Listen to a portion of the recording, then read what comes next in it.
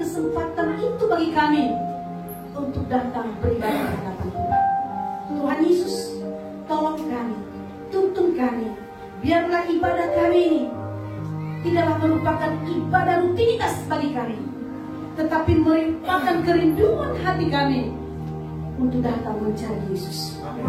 Terima kasih Bapak, terima kasih. Saat ini Tuhan, kami anak-anak-Mu bersatu hati untuk mendengarkan kebenaran firman-Mu. Tuhan, tolong kami, berikan konsentrasi yang baik bagi kami, sehingga ketika kami mendengarkan kebenaran firman-Mu, kami boleh mengerti, kami boleh pahami, bahkan kami boleh lakukan dalam hidup kami. Segala hal yang ingin mengacaukan ruang hati kami, kami usir, kami tolak, patahkan dalam nama Tuhan Yesus. Kuasa Tuhan yang menaungi hidup kami. Kau berkati hamba-Mu, Engkau perlengkapi dengan hikmat daripada Tuhan, sehingga hamba-Mu hanya menyampaikan isi hati saja. Terima kasih, inilah pemberitaan firman-Mu dari awal hingga akhirnya kami serahkan ke dalam tangan Tuhan. Di dalam nama Tuhan Yesus kami berdoa dan bersyukur. Haleluya. Semua yang percaya katakan amin. Haleluya. Puji nama Tuhan. Semua wajah-wajah jemaat Tuhan hari ini, jemaat-jemaat yang berseri-seri semua. Walaupun tadi sudah ibadah pertama, tetapi wajahnya tetap berseri. Lebih berseri bagi baru yang datang. Luar biasa. Yang bangun pagi-pagi. Bangun pagi-pagi sungguh senang. Bangun pagi-pagi sungguh senang bersama dengan Tuhan. Amin. Selamat Paskah bagi kita semua jemaat Tuhan. Tuhan Yesus memberkati. Baik Bapak Ibu Saudara, hari ini adalah hari Minggu, tanggal 4 bulan 4 2021. Ada yang lahir di hari ini tanggal 4. Ini tanggal cantik.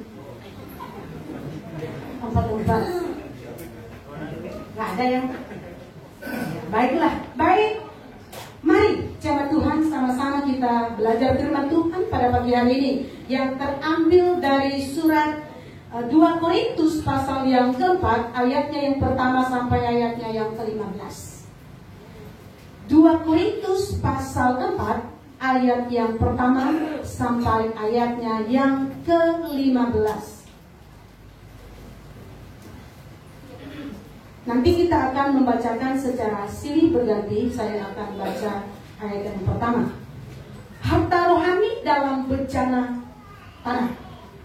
Oleh kemurahan Allah, kami telah menerima pelayanan ini. Karena itu kami tidak tawar hati.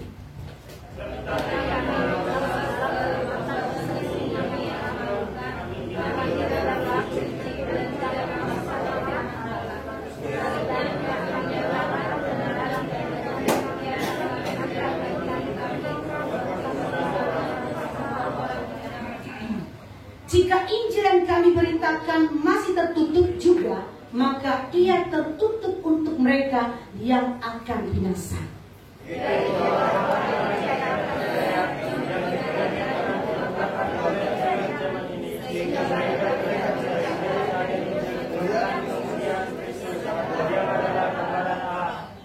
Sebab bukan diri kami yang kami beritakan, tetapi Yesus Kristus sebagai Tuhan dan diri kami sebagai hamba-Mu karena kehendak Yesus.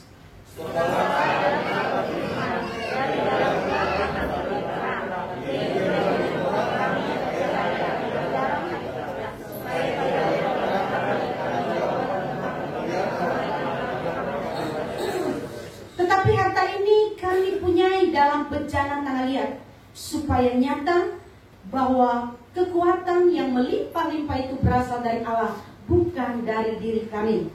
Dalam segala hal kami ditindas, namun tidak terjepit. Kami habis akal, namun tidak putus asa. Kami senantiasa membawa kematian Yesus di dalam tubuh kami, supaya kehidupan Yesus yang menjadi nyata di dalam tubuh kami. Sebab kami yang masih hidup ini terus-menerus diserahkan kepada maut karena Yesus, supaya juga hidup Yesus menjadi nyata di dalam tubuh kami yang fana ini. Maka demikianlah maut giat di dalam diri kami dan hidup giat di dalam kamu. Namun karena kami memiliki roh iman yang sama, seperti ada tertulis, aku percaya, sebab itu aku berkata-kata, maka kami juga percaya dan sebab itu kami juga berkata-kata. Karena kami tahu bahwa Ia yang telah membangkitkan Tuhan Yesus, dan akan membangkitkan kami juga bersama-sama dengan Yesus, dan Ia akan menghadapkan kami bersama-sama dengan kamu kepada dirinya. Sebab semuanya itu terjadi oleh karena kamu, supaya kamu semua besar berhubung dengan semakin banyaknya orang yang menjadi percaya, menyebabkan kami mendapat kesukaan bersyukur bagi kemuliaan Allah. Amin. Amin. Firman Tuhan, kita sudah membacakan kebenaran firman Tuhan pada pagi hari ini, hanya 15 ayat, ya. Paskah adalah hari kemenangan.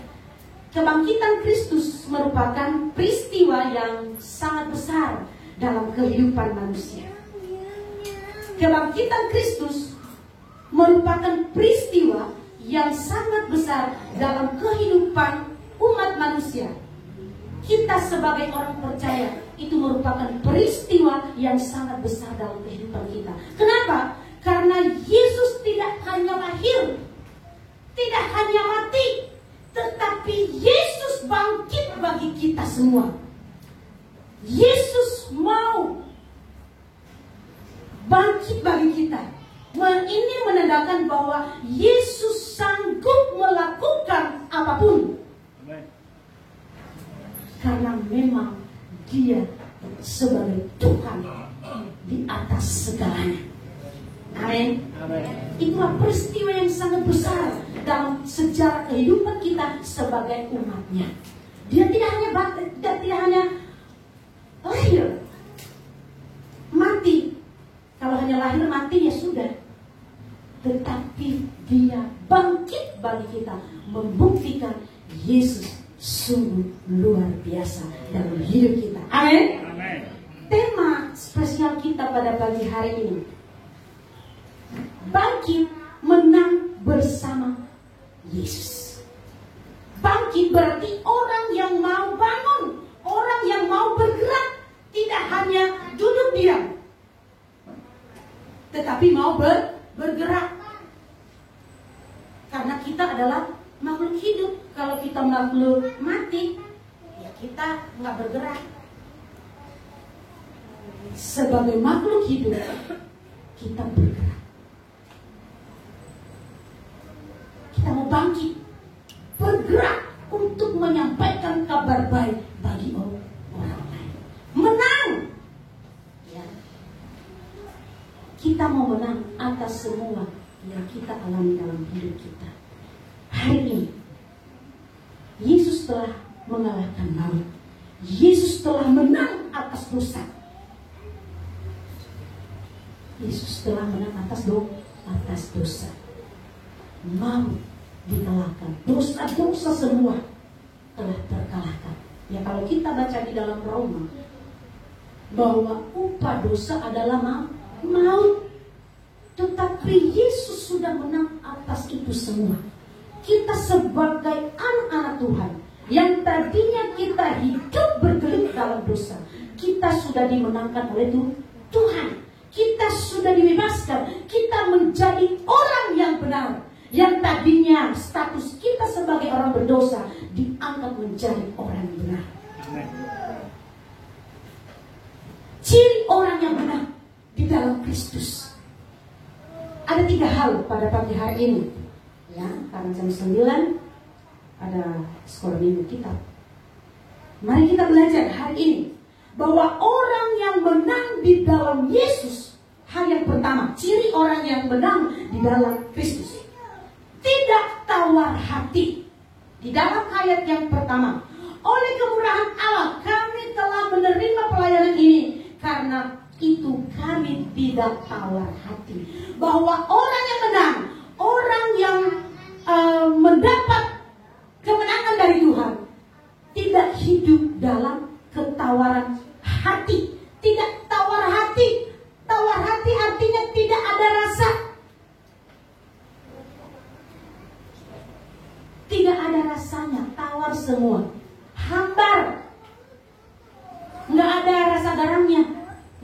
rasa micinnya, tapi tawar. Tetapi orang yang menang tidak hidup dalam ketawaran hati, tidak tawar hati lagi. Bapak Ibu Saudara, jika hari-hari ini kita hidup dalam ketawaran hati, tidak berasa lagi, hari ini Yesus sudah bangkit bagi kita, sudah mengalahkan itu semua, supaya kita menjadi orang yang tidak tawar hati. Amen. Menjadi orang yang berasa, bisa dirasakan oleh orang. Ketika kita adalah dalam perkumpulan itu, kita dirasakan oleh semua orang. Oh, perbuatannya baik, oh ibu ini baik. Tetapi tidak, orang lain tidak melihat, oh ya ampun, ibu ini nggak berasa lagi, nggak ada rasa lagi sama orang, sudah benci sebenci-bencinya. Tetapi orang yang menang di dalam Kristus tidak hidup dalam ketawaran hati,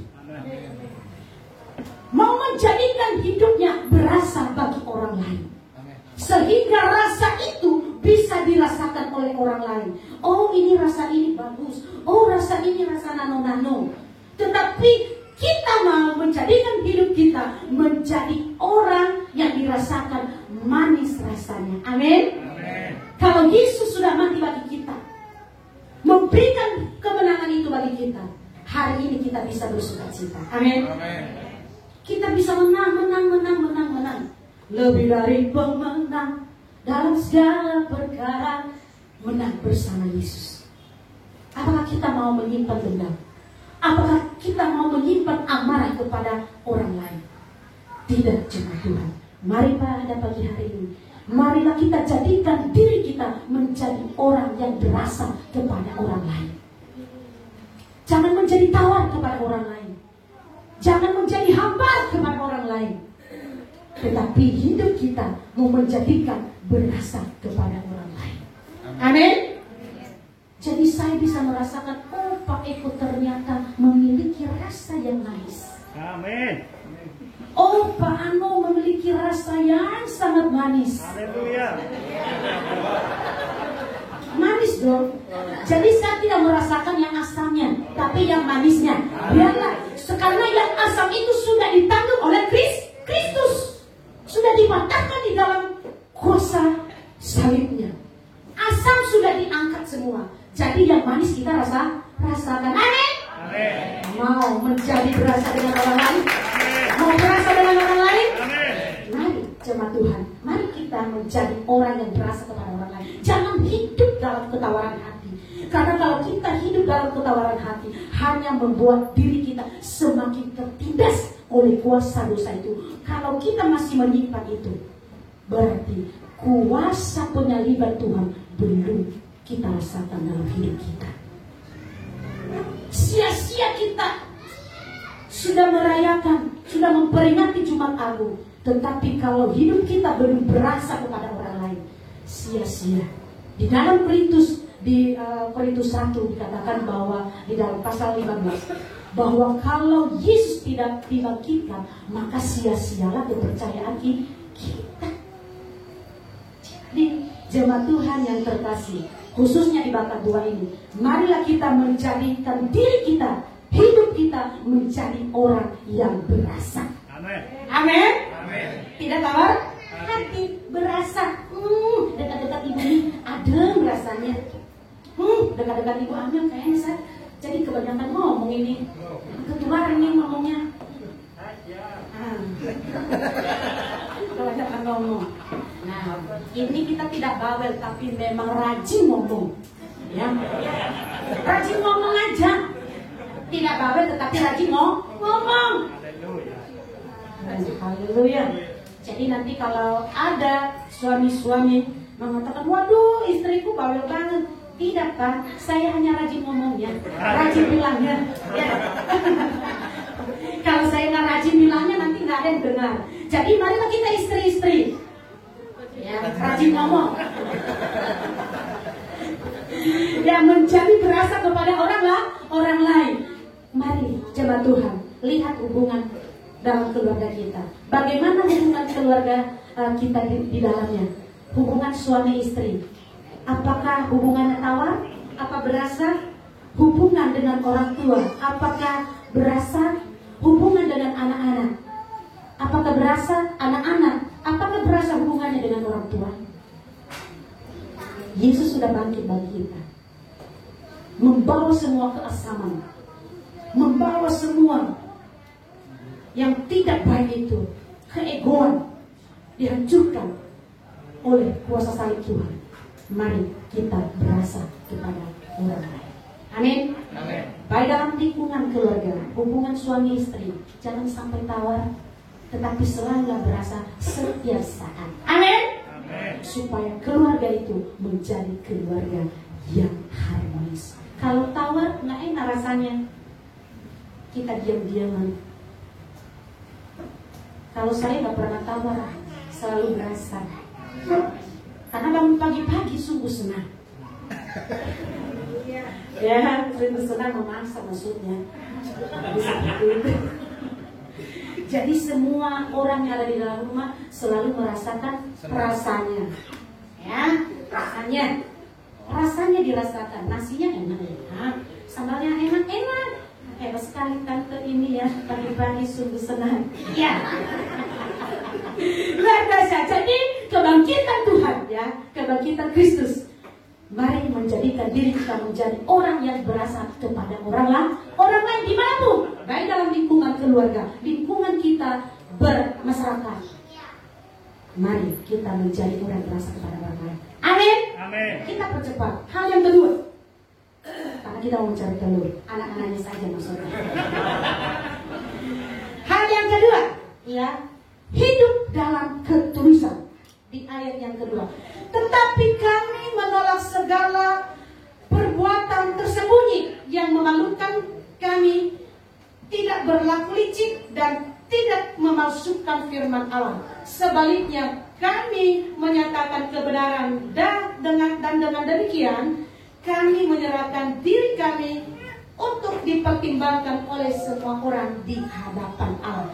Kita hidup dalam sebuah ketulusan, tidak memasukkan yang lain-lain, hidup dalam kebenaran. Kalau kita hidup dalam ketulusan, hidup kita akan senantiasa diberkati oleh Tuhan. Tetapi kalau kita neko-neko, wah, berkahnya juga,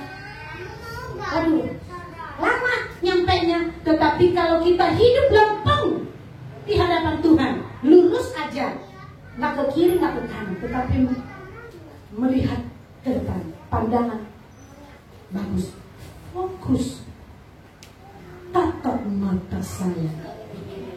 Betul kan? Jadi seperti itu, hidup kita akan diberkati oleh Tuhan. Ciri-ciri orang yang menang bersama dengan Kristus. Pertama tadi, menjadi orang yang berasa kepada orang lain. Kedua, hidup dalam ketulusan. Kalau mau melakukan segala sesuatu, tulus melakukannya. Rasul Paulus di dalam pelayanannya, dia menegaskan kepada jemaat yang ada di Korintus, kami tidak memalsukan, kami tidak menyampaikan yang tidak baik, tetapi kami menyatakan kebenaran kepada jemaat yang ada di tempat ini. Kami juga di sini, kami tidak sembunyi-sembunyi, tidak dekat-dekat, tetapi kita terdekat. Amin. Amin. Kalau kita hidup dalam ketulusan, kita akan baik-baik saja. Kita tidak akan banyak beban hidupnya. Kita hidup dalam kelepasan. Kita dibebaskan dari itu semua, dari dosa. Artinya kita harus bertobat. Hidup kita harus diubahkan supaya hidup kita itu tulus, setulus-tulusnya di hadapan Tuhan. Makanya Rasul Paulus sampaikan di sini, kami tidak memalsukan itu semua. Kami tidak licik. Kami tidak bohong. Tetapi kami menyampaikan kebenaran kepada jemaat Tuhan. Di dalam kehidupan kita juga, baik dalam berkeluarga, kita tulus melakukan segala sesuatunya. Kepada anggota keluarga semua, baik kepada mertua, baik kepada ponakan-ponakan semuanya. Kita tulus melakukannya. Kenapa? Kalau kita melakukan dengan tulus, maka hidup kita akan tenang. Kita tidak hidup dalam sebuah tekanan, tetapi hidup dalam sebuah kelepasan. Karena Yesus sudah memberikan kelepasan itu bagi kita. Amin. Amin. Hal yang ketiga, cepat ya. Hal yang ketiga, di ayat yang ke-6. Sebab Allah yang telah berfirman, dari dalam gelap akan terbit terang. Ia juga yang membuat terangnya bercahaya di dalam hati kita, supaya kita beroleh terang dan pengetahuan tentang kemuliaan Allah yang nampak pada wajah Kristus. Bahwa hidup orang yang menang bersama Yesus adalah hidup dalam terang kasih Allah. Amin. Hidup dalam terang kasih Allah. Kasih Allah. Kasih Allah senantiasa ada dalam hidup kita, sehingga kegelapan tidak menguasai hidup kita. Emosional kita tidak menguasai hidup kita, tetapi kasih Allah menguasai hidup kita. Bukan berarti kita tidak pernah emosi, tetapi ketika emosi itu mengguncang kita, ada kasih Allah yang mengatakan jangan melakukan itu. Pernah gak Ibu Amel ngegas juga di rumah? Pernah, bukan hanya sekali. Maksudnya suaranya. Iya. Tetapi itu semua selalu diingatkan, jangan sampai lama ngegasnya. Ini ya, jangan lama. 5 menit aja. Seperti itu. Saya percaya rata-rata ibu di sini suka ngegas, kan? Nggak menentu waktunya, mau pagi hari, siang hari, malam hari, sama. Apalagi kalau belum dilakukan, waduh, semakin menjadi-jadi. Sampai bosan. Kalau saya bangunin orang, saya kencangin suara saya. Sampai dia bangun. Kalau belum bangun, saya tidak berhenti untuk manggil. Apalagi kalau dia jawab karena saya mengajarkan anak TK jangan nanti nggak pintar ngomongnya. Jawab, ya saya sudah bangun. Kalau selamat pagi Bu Guru, selamat pagi. Kalau tidak, kan nggak ada suaranya. Jadi kita nggak tahu dia itu bisa bicara apa enggak. Ya, jadi seperti itu. Jadi harus ada suaranya. Nah, kalau ini sudah jawab nih, ya, tapi belum bangun. Saya bangunin lagi, kok belum bangkit? Pasti akan kena kalau belum bergerak. Jawab iya, tapi belum bergerak dari tempatnya. Nah, sampai bergerak saya baru berhenti. Iya dong. Di rumah juga begitu sama adik-adiknya, kan nanti Daniel pasti praktek ini sama Angel. Sampai bergerak Angel baru berhenti. Terbalik.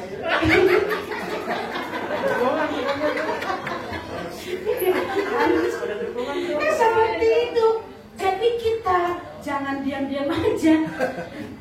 Kita menjadi terang. Hati kita diterangi oleh kasih Allah. Amin. Jadi tidak menaruh dendam, tidak menaruh amarah, tidak menaruh benci kepada orang lain. Hari ini hidup kita dipulihkan oleh Tuhan. Hidup kita dimenangkan oleh Tuhan. Mari hati kita hidup dalam terang kasih Allah. Kasih Allah ada dalam hidup kita. Saya percaya semua orang yang ada di sekitar kita merasakan kasih itu dalam hidupnya. Amin. Hebat. Tante saya hidup dalam kasih. Ya dong, hidup dalam kasih.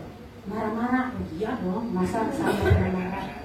Oh iya boleh marah, tetapi ada batasannya. Jangan kebablasan. Jadi ada 3 hal pada pagi hari ini bagi kita jemaat Tuhan yang terkasih, bahwa ciri orang yang bangkit menang bersama Yesus. Pertama, menjadikan hidup menjadi orang yang berasa kepada orang lain. 3, hidup dalam ketulusan, tidak hidup dalam kebohongan, dalam kelicikan tadi dikatakan di sini. Mau jujur. 4, hidup dalam terang kasih Allah. Kuasa kebangkitan Yesus, jikalau kita tanamkan dalam hidup kita, ketiga hari ini, saya percaya kuasa kebangkitan Kristus hari ini tidak akan sia-sia dalam hidup kita. Amin. Akan menjadi sia-sia kalau hanya kita dengar dan lewat begitu saja. Saya percaya jemaat bahkan 2 di tempat ini, bahkan jemaat Tuhan yang mengikuti secara lain, bisa mengikuti, bahkan menerapkan firman Tuhan ini dalam kehidupannya. Amin. Amin untuk firman Tuhan.